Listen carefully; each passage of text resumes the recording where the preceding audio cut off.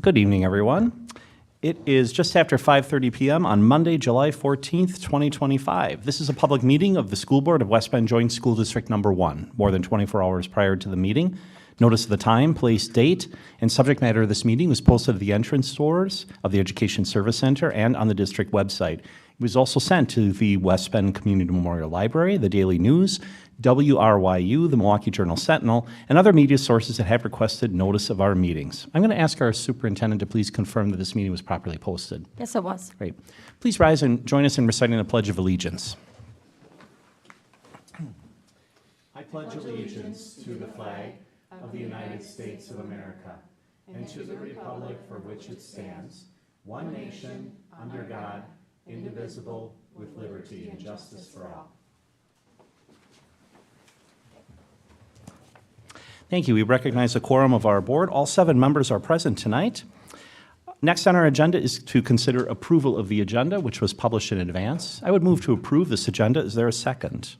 Second. Thank you, Melanie. We have a motion and second to approve the agenda. Any final discussion? Hearing none, all in favor say aye. Aye. Any opposed? Thank you. That motion carries, and our agenda is approved. We move to public participation. I do not have public participation comment cards. I don't see any in the audience, so we'll move then to the consent agenda. On our consent agenda, we have for consideration minutes of the June 2025 regular board meeting. We have 2 contracts, no resignations, no retirements, notice of academic standards, the 2024-2025 seclusion and restraint report, the 2024-2025 Law Enforcement Statistics Report pursuant to Wisconsin Statute 118.124, as well as a Traffic Impact Analysis Agreement and Findorf Field Personnel Labor Rate Contract Amendment. We also have disbursement posted through July 5th, 2025. So that's a number of items on our consent agenda.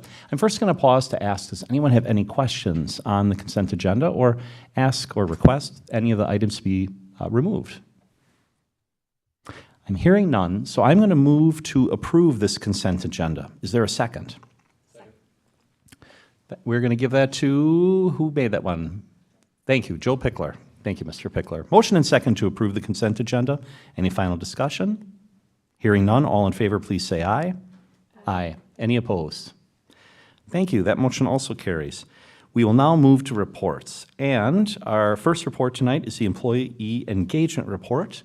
And I see Tina Van Roo coming forward. Tina is our District Assessment and Data Coordinator and is going to present this topic. Good evening to you. Hey, good evening. Thank you for having me. One of the layers of our district's continuous improvement plan is engagement and customer satisfaction. To measure our employees' engagement and satisfaction, our district has been, since 2018-19, giving an internal survey where the survey respondents can anonymously answer questions that we then use the results given to administration to make recommendations and ideas to improve each school year. Tonight I'll be sharing the results of the survey from this 24-25 year. And just to share the validity of the results, we had 66% of our staff participate, so it's very well represented against every job category. The first bundle of questions that we ask on the survey are in relation to culture and satisfaction. We ask about positive recognition in the building, employees feeling valued, that their teams are encouraged to work together, that they feel that their work contributes to school goals, and just a general question about their satisfaction with the workload. For each of these areas, we had at minimum 75% of the staff either agree or strongly agree with the statements. At most, we had 93%, so there's a very solid range of results. In each of these questions, we saw a growth from last year's survey results to this year, which is also very encouraging.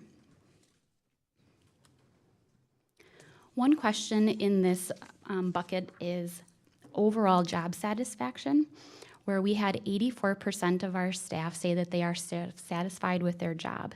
And as you can see by the graphic, for the past 3 years, it's the highest satisfaction rating that we've received, not just in the last 3 years, but in the totality of us surveying since 2018-19.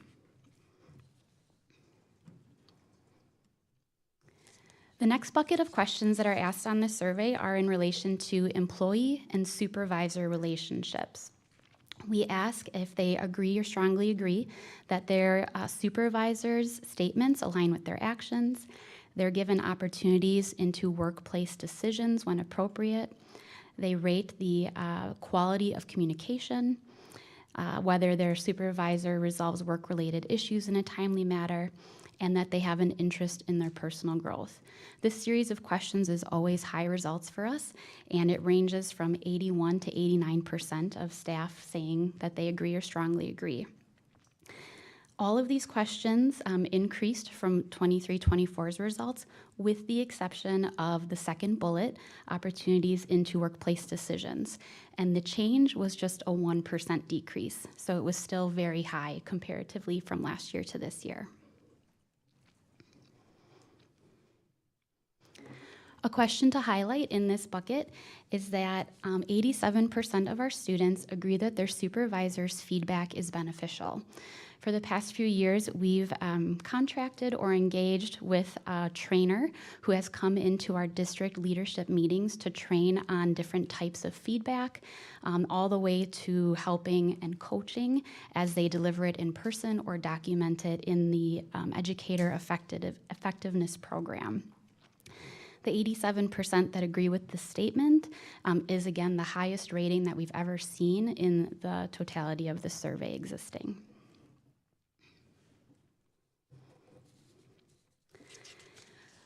The last bucket of questions that we ask is about recommendations. This is a different type of question set that's called a Net Promoter Score. In this, we ask on a scale of 1 to 10 how likely they are to recommend something. If the respondents answer between a 0 and a 6, they are considered to be detractors. If they answer a 7 or an 8, they're considered passive. And if they answer a 9 or a 10, they're considered promoters. So the results that I'll be sharing with you on the upcoming slides are the number or the percentage of staff who have answered between a 7 and 10. First, we ask how likely on 1 to 10 are they to recommend West Bend as a place to work.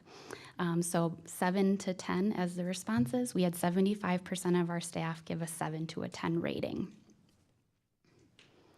Secondly, we ask how likely they are to recommend their building as a place to work. And this year we had 76% issue a 7 to a 10 rating on that question as well.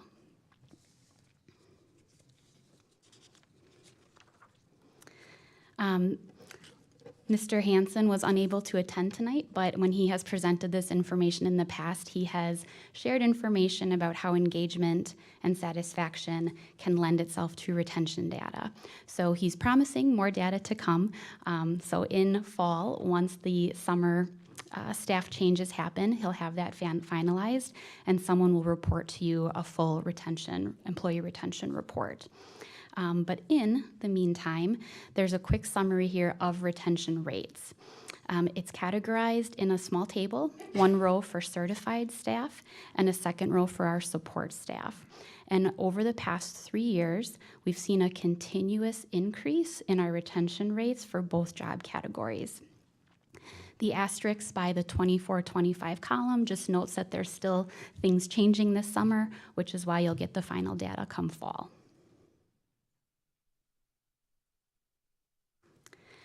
Next steps. We use data in lots of different ways over the summer. When I presented to you last time regarding student learning, I shared that our leaders come together throughout the summer to analyze the results, including these employee engagement results, and then they help set actions for the future year. So that leadership meeting is going to pick up in early August. In mid-August, every building leadership team, which would include our certified staff, will be coming in to join that leadership meeting, so they'll be part of that planning. In fall, whatever plans are created for their school improvement plans will be shared with their staff, and then come spring, we'll deploy the same survey again so that we can continue to measure our improvement efforts. Any questions about the survey or steps to come? Board members, any questions? Chris? So you kept talking about the last 3 years. So what percentage of staff took this survey over the last 3 years? Yeah, so our highest response rate was actually last year, and we reached 83.9%. Over the years, since we've given it in 2018, 19, 20, this year's was the lowest rate, but it is still high when you look at respondent validity. So it's ranged anywhere from 66% this year to 83% at our highest last year.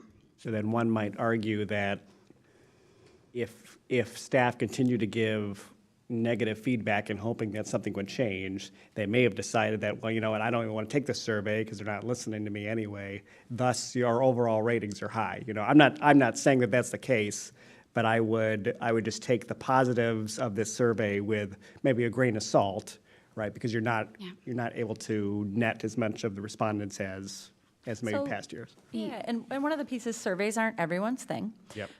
Clearly. So one of the things that we also do are different rounding meetings. So your HR is present and rotates to a different school every week and just holds office hours to have that drop in. Your leaders do that as well. And then also there's that conduit of communication that goes through school leadership team. So when you think about something that wants to change, that might be driven a little bit more at the site level process, because it might be something there going in and through those conduits of building leaders that have support staff, certified staff, and they meet a little bit more consistently versus, like you said, this one annual event, does or doesn't this mean something? So we try and flesh that out with all these other opportunities. So if there is ideas to promote or things that could be tweaked and improved for staff of, you know, whatever job category that they see, we want them to have multiple opportunities, not just an annual one. Yeah, and I was going to just confirm, so this survey didn't provide that opportunity for feedback. It was just like grading scales in a sense? Yes. Okay. Yep, it's all linear scales. There is no open questions to be answered. Okay. Just like that. To add to Superintendent Wimmers, we only had one employee group that had lower than expected responses. So we do look at the participation per job category so that we can try to target them in a more intentional way next year. So there is one employee group that kind of brought the overall participation down that we're going to work to engage differently next year too. Great.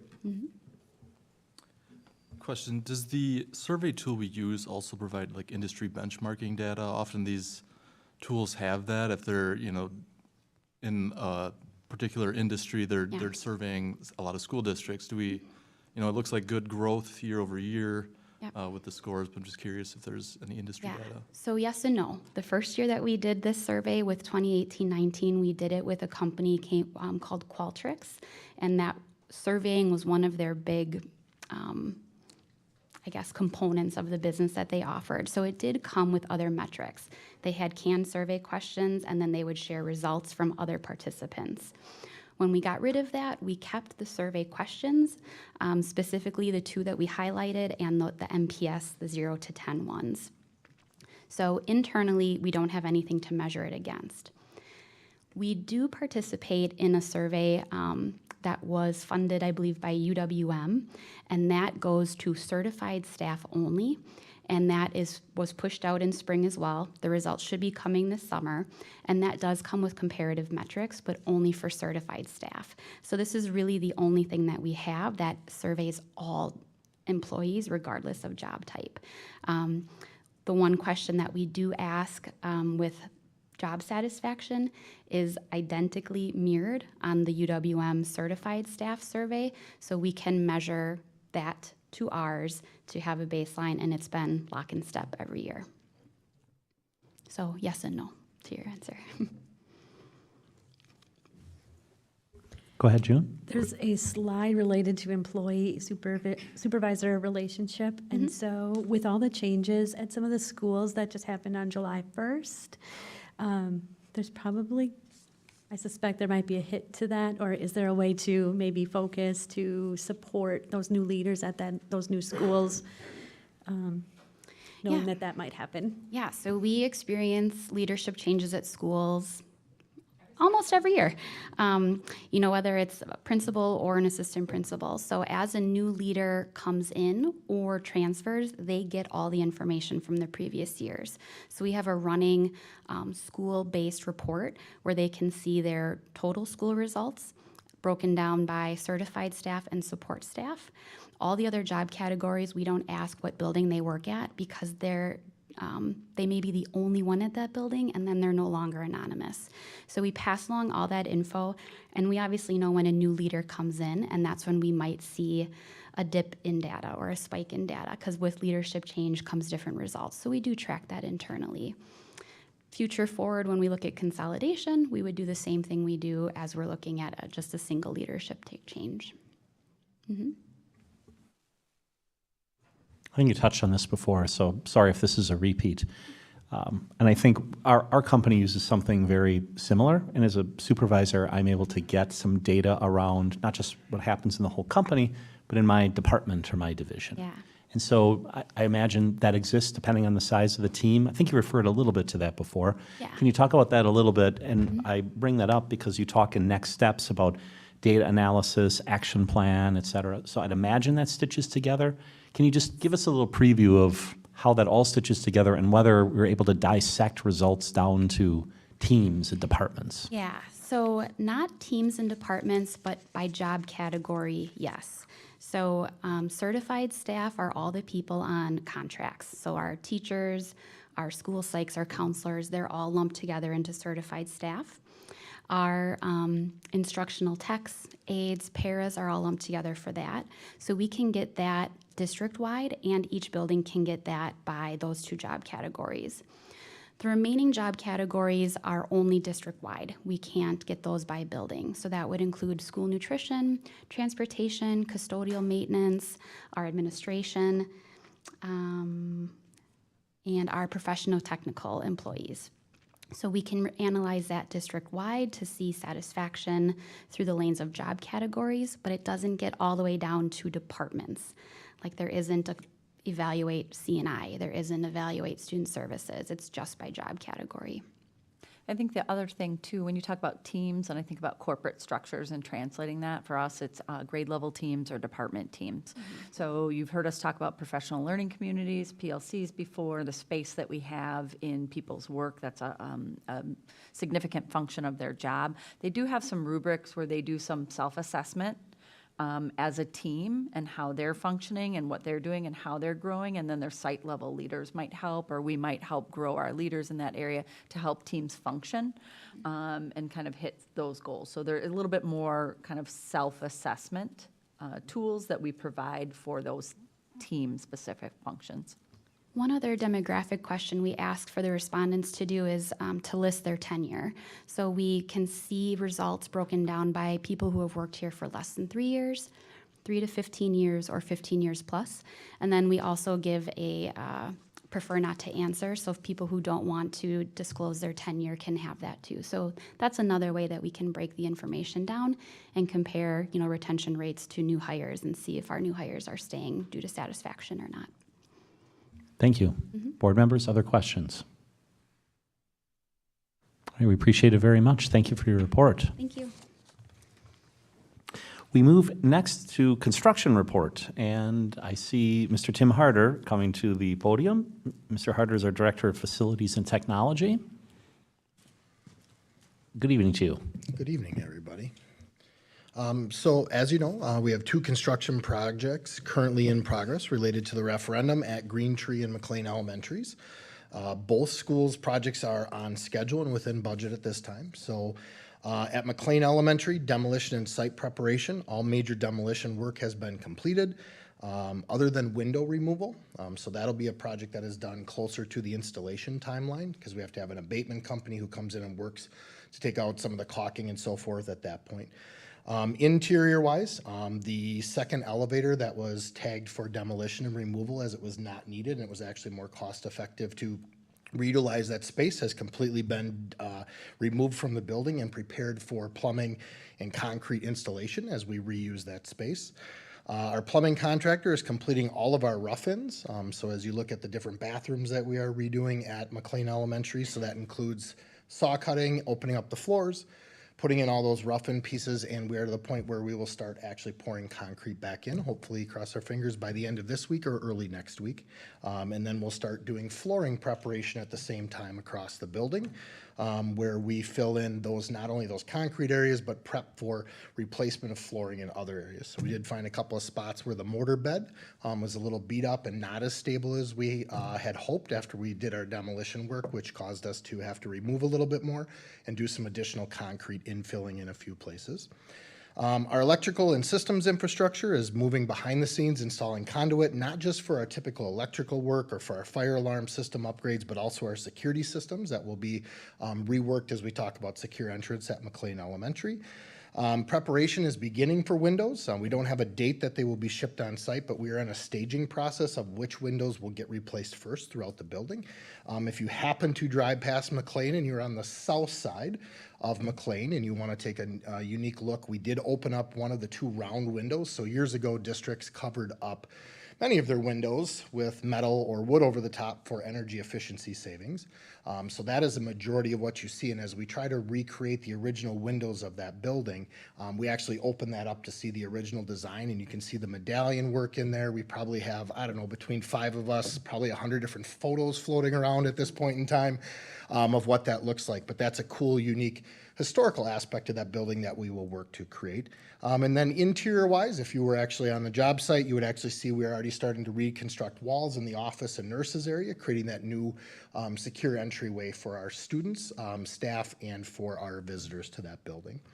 At Green Tree Elementary, demolition work has been completed throughout the building with the exception of windows and doors there.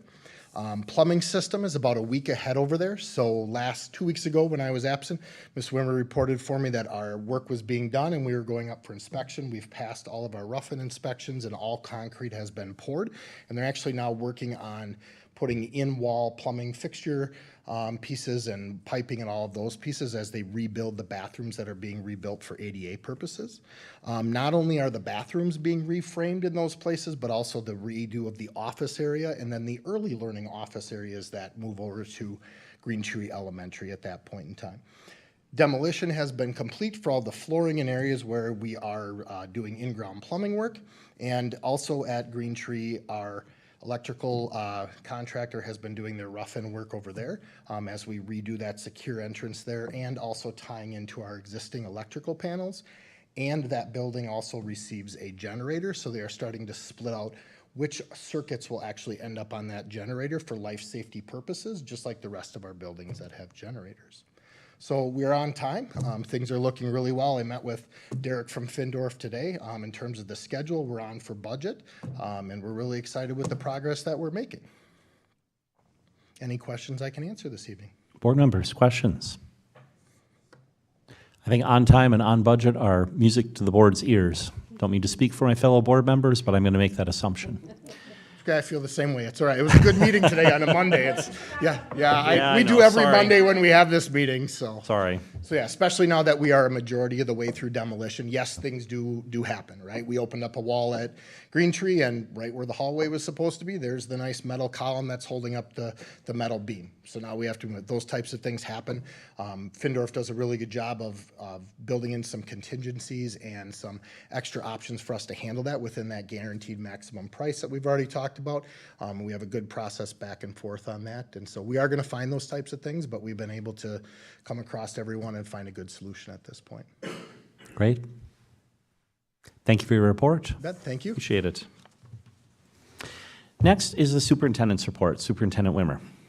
Nothing as exciting as construction, but I do want Sarah Leatherman to give us a little wave over there. This is Sarah's first board meeting. She was hired as our director of HR and began, again, our year starts July 1. So we had a slate of new administrators changing roles.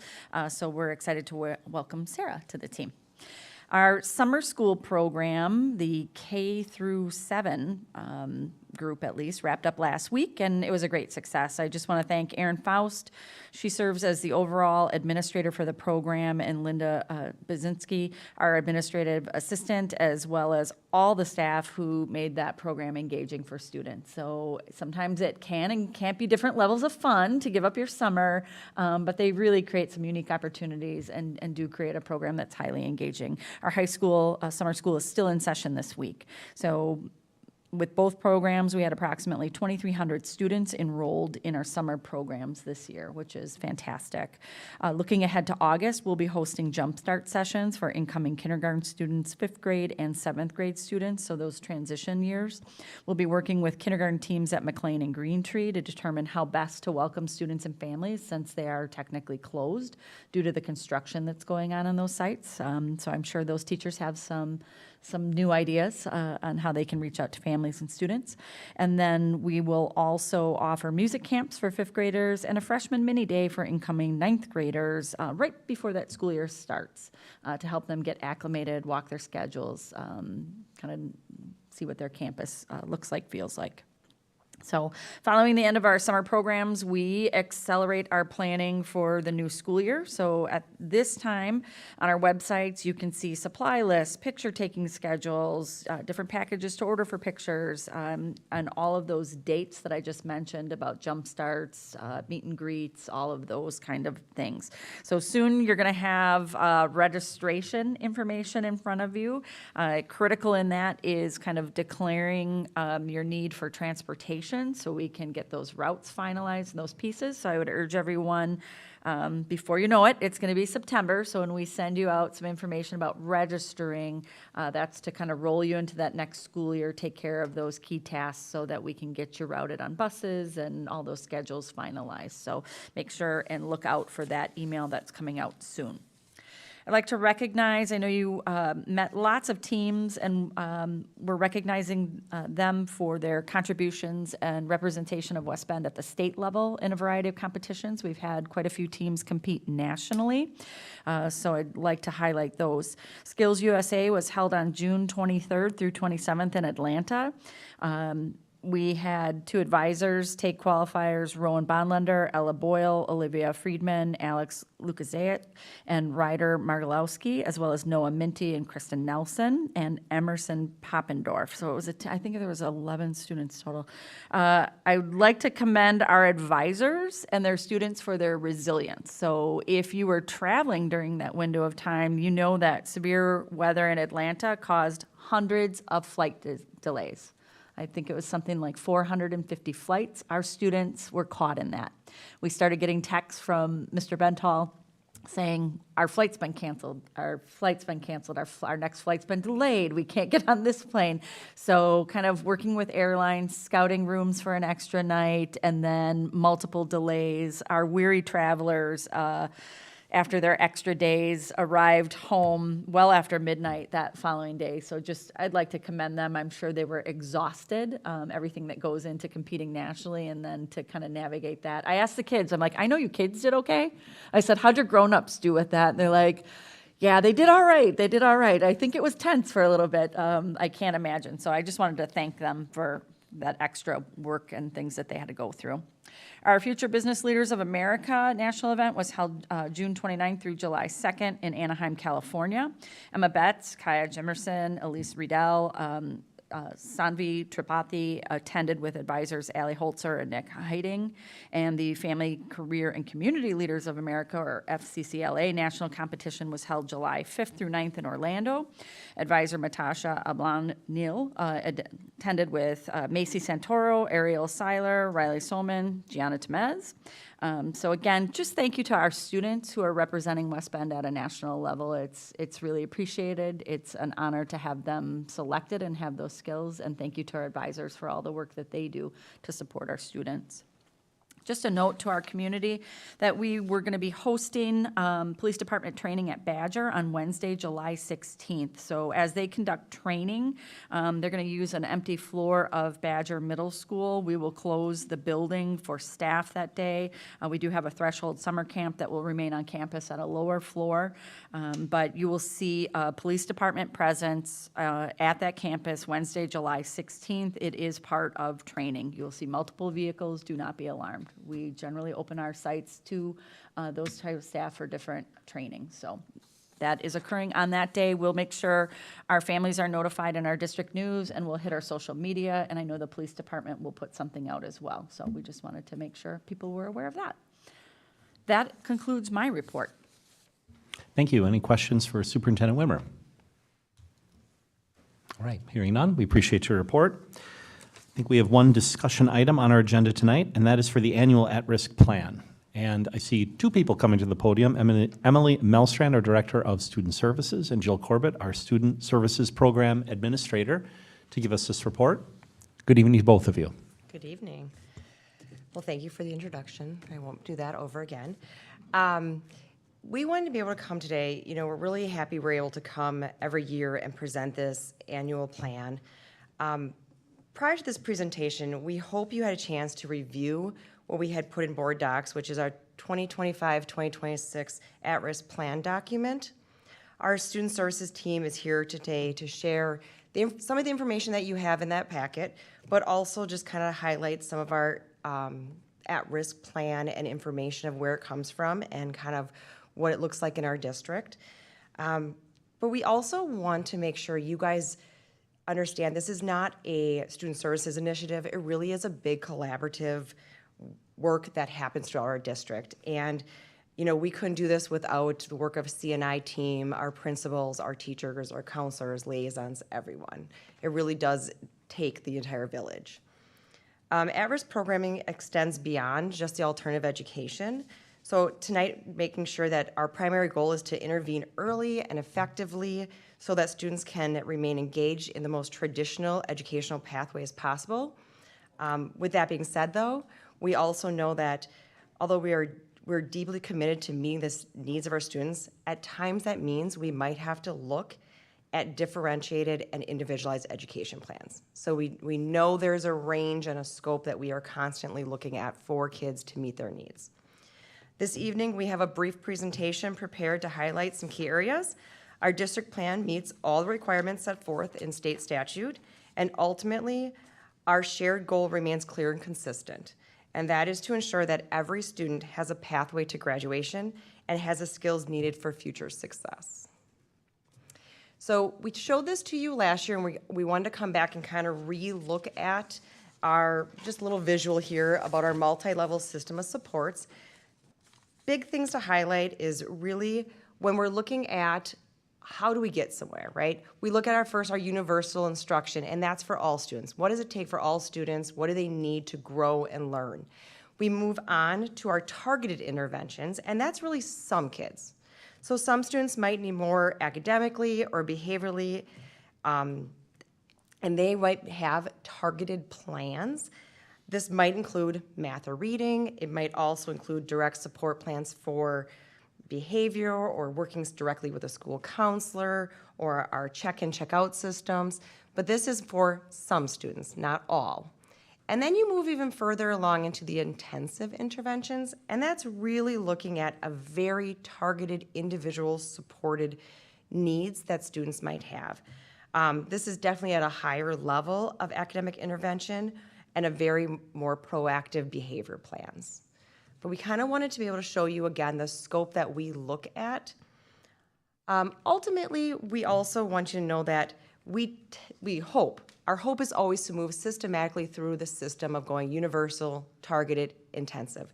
There are times that an event might occur that moves us along quickly, and we have to react in a different manner. Anything you want to add to that? No, that last statement was what I was thinking about. So then looking at primarily our high school and some middle school programming, what I think Why we put this slide in here is to really help you understand. When we look at alternative pathways, we have really a continuum of different individualized services. When we come to the table and sit down and talk about a student and what does an alternative pathway may have to look like, we don't look at what is the program that fits them. We really look as a whole team that knows that child on what are their strengths and what are some skills that we need to grow in. And we try to develop plans that would best fit that child and help them grow to get back into the regular education environment. Some of those are, we have different interventions on site in each of the buildings. We have a lot of students that will participate in blended day. They might be in some alternative pathway and part of the school environment. We have in and off-site district programming to support students. Community-based, we have GPS and Project Search that work out in the community and focus a little differently on more work skills. We also have our alternative graduation pathways as well as virtual programming. So just kind of, again, letting you see the continuum of services that we have at our hands, but also realize every year I think we come up with some new and interesting things depending on specific students that come to our table. This slide is here just to really revisit. I believe this is also in your board docs in a written document. This is really the DPI requirements for what does the student that is considered at risk really looks like. DPI really focuses on that 5th through 12th grade as the target for these areas, but for us, again, trying to intervene early as possible, we look at more of the K-12 scope just to make sure we're trying to intervene early to hopefully hold off on having to go to the at-risk route. If you want to go to that. Yeah. So again, we kind of talked about our primary goal that's highlighted in our at-risk plan targets really that increase in graduation rates. Our at-risk plan is built upon strong collaboration, again, between really our building team, our district office team, our students, our parents, and even community partners. If you look at the data right now, and you will see that we have 21, 22, 23, 24. We don't have this year's yet because unfortunately with DPI it's lagging, but you can see that our graduation rates have continued to go up. For us, we believe there's a couple key factors that are really help students, one, stay on track, two, stay motivated and focused and really see that light at the end of the tunnel. We have an increase in early interventions that are with stronger processes for reviewing. We're making sure we're checking out that data on a continued basis and looking at plans and how to really approach areas that are lagging. We have a comprehensive mental health framework that really does include now a mental health navigator that is helping us to access more counseling services for our students. We have family liaisons in every building that help to wrap around students and families to ensure that their needs are being met. And then, ultimately, we do have alternative programming for those kids that maybe don't fit the mold that we try to put them in. So we feel that we're starting to really target the needs and the strengths of students in order to help them find something that reaches that graduation. And personally, I'm really hoping that number goes up even again in our next one. So I think it will. yeah. So every year I like to do like a small highlight of one of our programs. We decided to do our GTO 2, our option 2, which is our alternative to graduation program that we host here at district office. This year we had 31 students that participated. Just as a reminder, you have to be 12th grade and you have to be credit deficient. But you have to be someone that is motivated and wanting to still graduate. Again, students come to us from a variety of reasons of why they became credit deficient. Our hope is to try to take their skills and help them meet the comprehensive standards that the state has, and it really help them focus on what's next and not just dwelling in the present. Some of the big highlights are 30 of our 31 students successfully completed as a class of 2025, and actually, there is a chance at the end of this week we might have 31 out of 31. So that is a big success. That's probably our largest number yet. every year we do like surveys in the program. Students do a presentation of what their next steps are. And we actually had 60% of our students who have already enrolled or plan to move on to post-secondary schooling or technical college. 26% of our students were excited that they were leaving the program and going into full-time employment. So that was really exciting too, because some of them were moving up in jobs that they had, but were waiting for that diploma. And then we have been trying to really support students while they're in the program with, some of the Start College Now or extra things that wrap around their goals and what they want to do in the future. And we actually had 10% of our students successfully complete while they're in the program at least one college level technical education course. Kind of getting them to realize, hey, I can do this. So not only do I leave with my high school diploma, but I also have a class already under my belt towards technical college. I think she went back there. We didn't want to overwhelm you this year, so we kept it small, but we are open to any questions that you may have. So generally speaking, the plan that we would have seen last year and the plan this year would be largely identical, it sounds like? I don't Yes. hear a lot of change. Okay, that's helpful for those around, so we appreciate the light review then. Yeah. For sure. The other is, you talked about 10% successfully completing at least one college-level tech ed course. Would those be courses, and maybe you said this, that we would provide or that a partner institution would have provided, those tech ed courses? We provide it. We provide those? Yep. We help provide getting them into MPTC to take a course. Great. So those are funded by us or a part of our Mm-hmm. Start College Now, but they are through one of the tech colleges. So MPTC is a great partner for us related to that. Appreciate that, thank you. Other questions? Joe? I was thinking along the similar lines, did anything change with the plan year over year? Chris already asked that. So, but kind of a secondary question to that is, so there's the plan that's in writing, but then there's how you execute the plan. Did anything change, any new approaches with how we execute the plan with any individual cases? Not really big changes. I have a couple things I'm thinking about. So when we think about the at-risk plan, and Jill said this at the beginning, it's really not just a student services initiative, right? It's all of the departments and buildings working together. And so I think some of the improvements that we've made around process, I could highlight in other reports. So some of the things that we're doing in terms of responding sooner when students are struggling to meet behavioral expectations. We have clearer processes in place, and we're intervening sooner before it escalates to something large. The same thing is happening with our attendance process. I just met with Mr. O'Connor and Ms. Potter today and really tightening up and reviewing, when are we intervening when a student's been tardy? We're intervening. If it happens 3 times, we have a contact made. And I think as those processes have cleaned up and we're more consistently responding earlier, we have a plan in place to address it's sooner in the process. When the problem becomes really big, it's harder to jump in and intervene effectively. If you can jump in early, we can get kids back on track.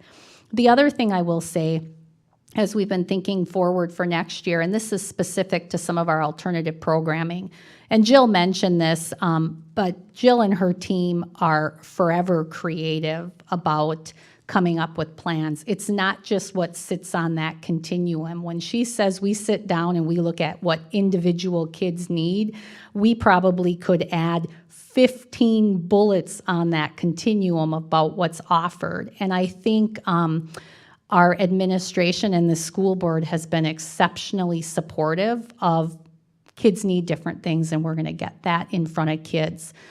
The alternative program for next year is really highlighting technical college visits. We haven't done that in the last couple of years where we've actually taken our kids consistently off-site, brought them to Moraine Park, both within our community and out of the community, to do visits and complete enrollment applications. Whether you go or not is up to you, but we're going to teach you how to do an application so that's complete when you leave a tour. So next year we're going to have some more of that infused into that alternative programming, which I think is going to be a great thing in terms of showing kids, hey, this is attainable for you. You can do this. One of the things I'd like to add, when you talk about kind of sitting down, getting creative, the time spent with students and families, they are absolutely a part of that process. So I think that is one thing that sets apart the team, whether it's at the site level where they're doing that earlier and earlier and wrapping around kids and families and getting creative at school sites, or looking at what options exist or what needs to be created. The time spent with students and families and helping them to see and maybe unpack what's been a barrier to that, I think is something that the team does really well. Okay, one thing. Yeah, go ahead. Just in addition to, Joe, like for things that are changing, for next year, we're also adding in, and we had this years ago, we kind of took it away, we're kind of coming back to it. Our students, we want them to feel connected, not just to our school, but to our community. A lot of our students, they stay in our community, and we want them to feel present and feel the good of the community. We are actually adding that every student in alternative graduation is going to be doing community service, and we will work on like setting a lot of that up if needed. We're going to do some mandatory as a whole group and then some individual, but we'll come up with some of that stuff. What's kind of nice is we have a lot of options within our schools, but we are now seeking and finding a lot of options in our community. And we would just love to have them go out and have something positive in the community happen and make a connection. So that's another change that we're making for this year. The one thing I wanted to just jump on kind of piggyback on what Superintendent Wimmer just talked about. That wraparound is really important. And the other thing that we've been able to kind of bolster the last 2 years through our comprehensive mental health framework. Sean Becker is the person who leads that. And we have a family liaison now who is directly attached to our alternative programming. And we have planned for and budgeted for some summer hours. So we're not just releasing kids in spring and then checking back in fall. We have a process throughout the summer where our family liaison and Jill Corbett are connecting with students and families. And I think that's an important piece too, because it's easy to lose that momentum in that summer break. And for some of our students who qualify under at-risk, we know that that can be a make or break. So that continued connection has helped. So thank you for that question. You gave us an opportunity to share all absolutely. kinds of things No. that might not be documented in that one-page report, but it is the execution of the plan. That's good information. Thank you. Other board members, other questions?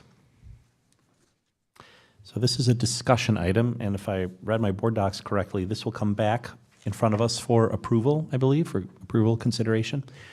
And if the board's comfortable, we could put that right in the consent agenda. It's largely the same. It's just, again, we're giving the opportunity to highlight different components each year. So I see a lot of head nodding, so we'll Yeah, put that any in the objections, consent. consent agenda? I'm not seeing any, so why don't we do that? In the meantime, if anyone comes up with a question, certainly they can ask.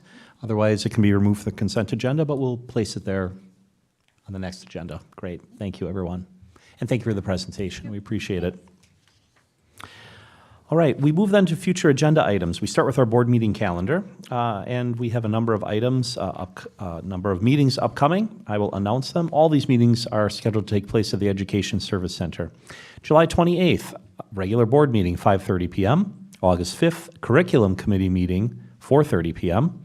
August 11, board meeting, 5:30 p.m. And August 25, regular board meeting, 5:30 p.m.